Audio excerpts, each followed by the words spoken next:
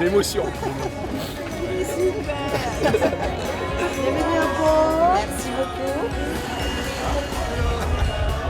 Oh, Yorana, bienvenue à bord de la Ranouille 5.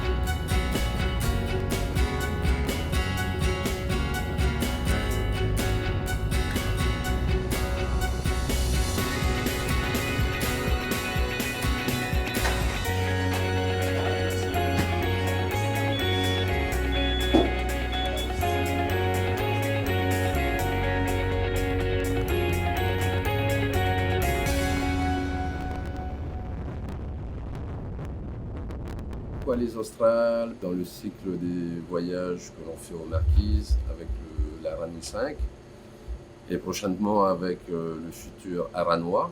C'est pas facile de voyager vers les Australes, il y a peu d'avions, il y a peu de rotation et en particulier il y a encore ce côté préservé que l'on trouve aux Australes et un côté historique et des paysages qui sont encore différents des autres îles de la Polynésie. Le projet Aranois qui a mûri ces dernières années, donc ça va être un navire mixte, donc toujours cargo et passagers.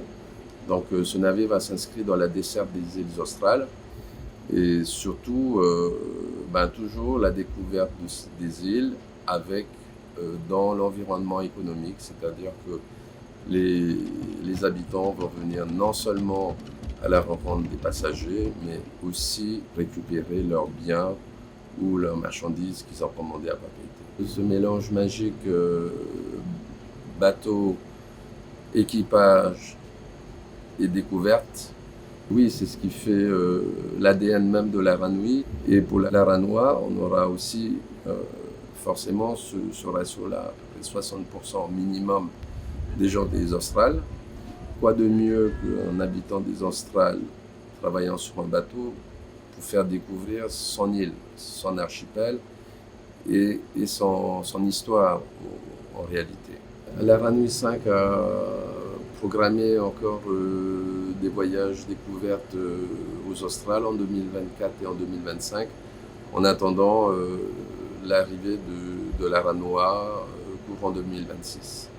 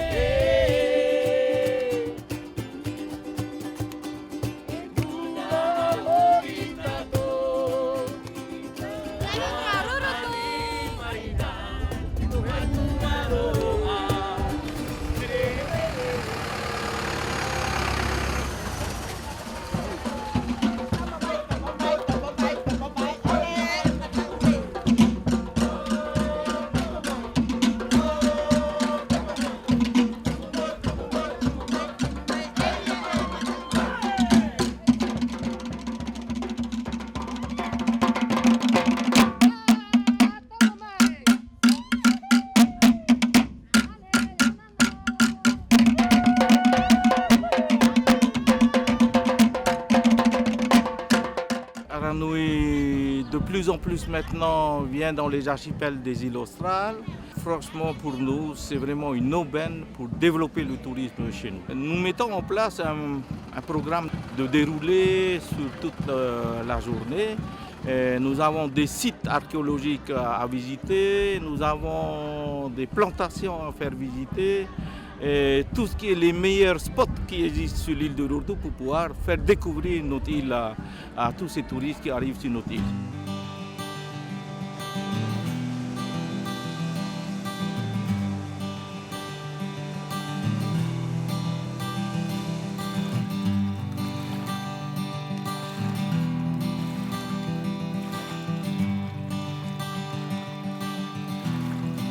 Notre objectif, c'est de faire manger les touristes de nos produits du terroir.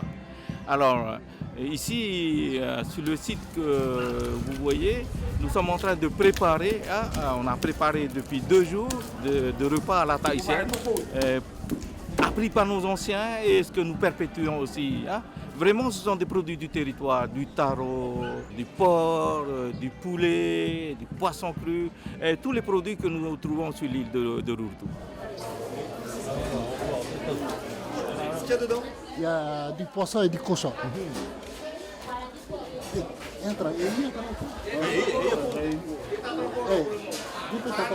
Vous avez vu l'accueil ce matin, c'est toute l'île, les 3 villages qui sont venus ensemble pour pouvoir faire des prestations, démontrer à chaque fois où les touristes y sont, on est là. Cette île, c'est une île forte en artisanat. Nos mamans tressent bien. Nous avons ces produits-là artisanaux pour pouvoir montrer aux touristes. J'invite tous ceux qui regardent ce spot-là de venir visiter notre île et nous sommes là à vous accueillir. Maruru Totatu Farerera.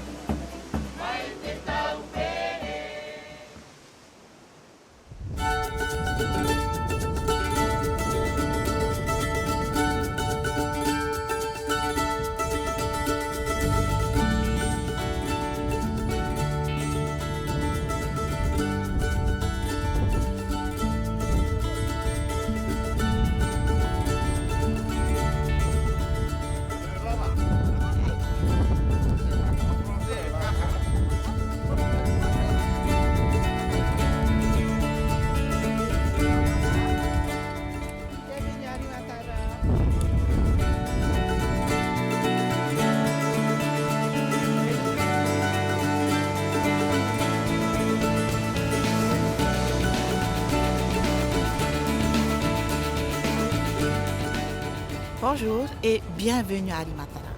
Maite et Otoharin Hanor Ame Irimatarane. C'est un événement qui demande énormément de préparation. Recevoir 160 personnes d'un coup, ça demande beaucoup de préparation, ça engage énormément de personnes sur l'île. Il faut recevoir, il faut occuper tous ces gens-là, il faut les nourrir aussi. On a voulu leur faire goûter les spécialités de Irimatara. C'est important pour nous de recevoir un bateau de cette taille-là parce que c'est économiquement parlant, c'est un marché qui vient chez nous. On les accueille, mais il faut bien accueillir. Et ce marché-là, on a tout à y gagner. Ça fournit du travail, c'est un débouché surtout pour nos artisans. Et pas que les artisans. Il y a les pêcheurs, il y a oui, c'est tous les corps de métier sur Irimatara qui dit merci en fait à Aranui.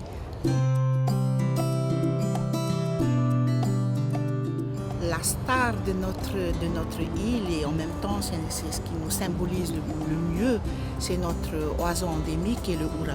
On a replanté des arbres, On a créé une réserve entièrement replantée et on a mis aussi en réserve 3 zones sur l'île strictement protégées pour justement préserver cette réserve forestière pour nos hurrahs.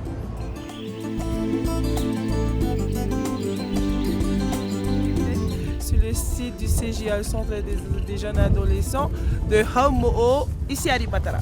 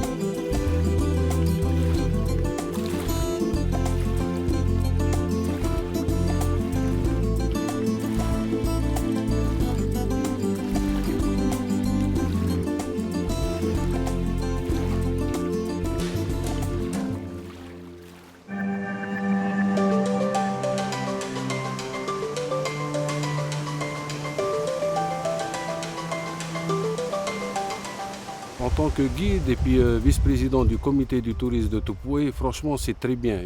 Voilà, en plus c'est pas non plus des grandes capacités de transport. Faut pas non plus recevoir plus de 1000 avec 150 voire 200 passagers. Je pense que c'est très bien pour nous la destination de Tupoué ainsi que les îles voisines des Australes. C'est que ça fait vivre l'économie aussi de chez nous. Franchement, merci à cette compagnie aussi de croisière Aranui pour pouvoir choisir, d'avoir choisi aussi cette destination, les Australes. Marurumete.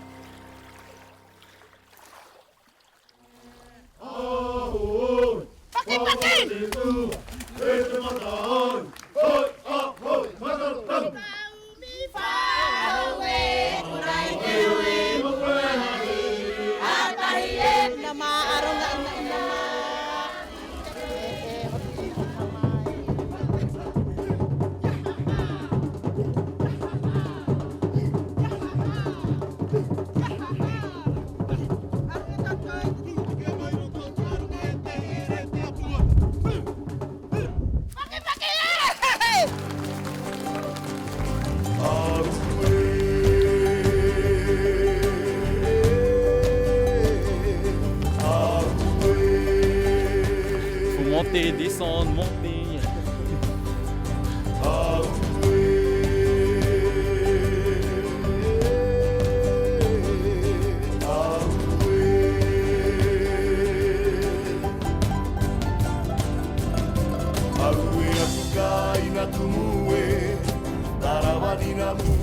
C'est magique. Ouais, c'est beau. Hein. C'est magnifique, c'est le bout du monde. Voilà. Ouais, allez, On peut toujours chercher. Allez, on monte. Ouais.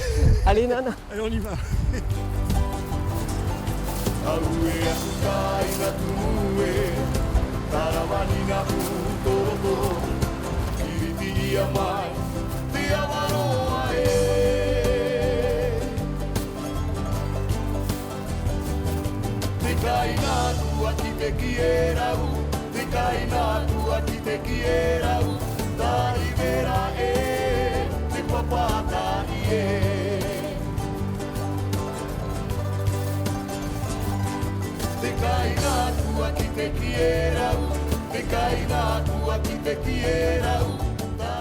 Rapa est l'île la plus au sud de la Polynésie française, dont elle fait partie aussi de la France. Dernier recensement, on est dans les 480 habitants. Nous, on a notre vie très calme, tranquille et une vie en communautaire. Et nous, on veut garder ça précieusement, cette vie communautaire qu'on a, la solidarité qu'on a entre nous. Il y a eu quand même un gros travail de la part des associations pour accueillir tout ce monde. C'est rare d'accueillir chez nous autant de monde, autant de touristes. La population était très contente par rapport justement, ça fait quand même une retombée économique sur l'île. Il y a un groupe qui s'est occupé au niveau des repas. Et il y a des groupes qui sont occupés pour les excursions et d'autres jeunes qui font les guides justement pour les transférer sur différents sites culturels de l'île. Pour les touristes français, j'espère qu'ils vont garder un bon souvenir de notre île Rapa. C'est quand même l'île la plus isolée, on va dire, de la Polynésie française. Venir à Rapa, c'est compliqué, il faut prendre le bateau. Les choses qu'ils ont fait en espérant qu'ils ont gardé de bons souvenirs et que la population les a bien accueillis ici à Rapa. C'est à vous qu'on a chassé hier. Ici, tous les animaux sont en liberté. D'accord. Sur les montagnes, pour aller chasser quand tu veux. Vous l'avez cuisiné depuis quand? Depuis ce matin, 4 heures. Depuis ce matin, 4 heures à la broche? Voilà, à la broche. Ah, ça a l'air bon. Hein. Ça, c'est bon en tout cas. Merci beaucoup.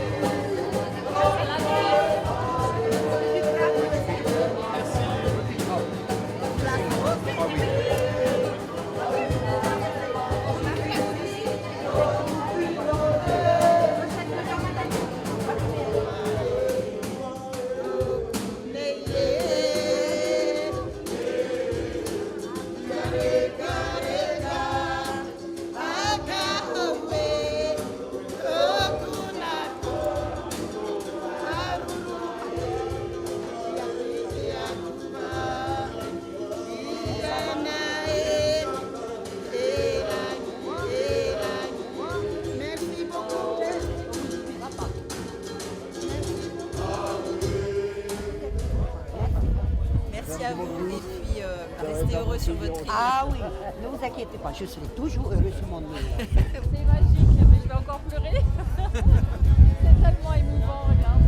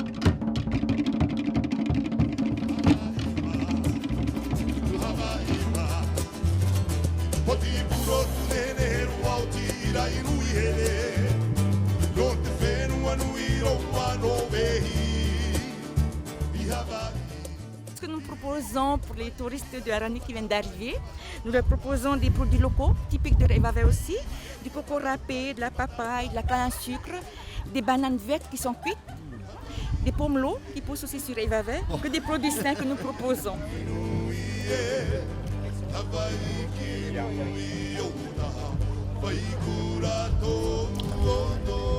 En français, on dit plutôt bénitier, donc en Revavé, on dit du parois.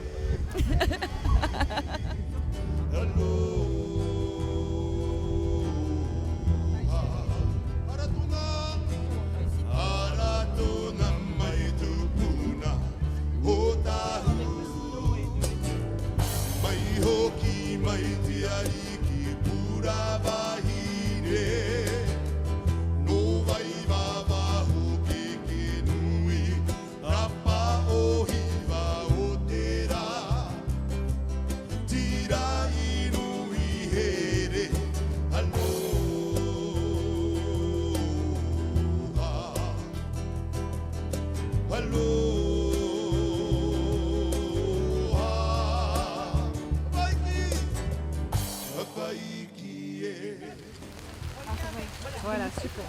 Ce caillou, il servait à mesurer nos aïtos. Mais ce qu'il ne faut pas oublier, c'est que le caillou, pour pouvoir être un aïto, il fallait qu'on les mette sous les aisselles. C'est pour pouvoir monter dans une grade de aïto.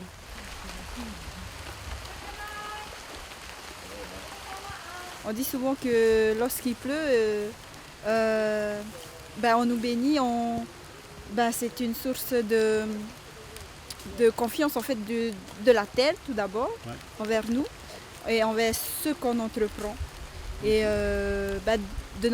du Dieu. Du coup, on est béni aujourd'hui. Oui, on est béni aujourd'hui. On dit souvent que Hamaïta Gatrana.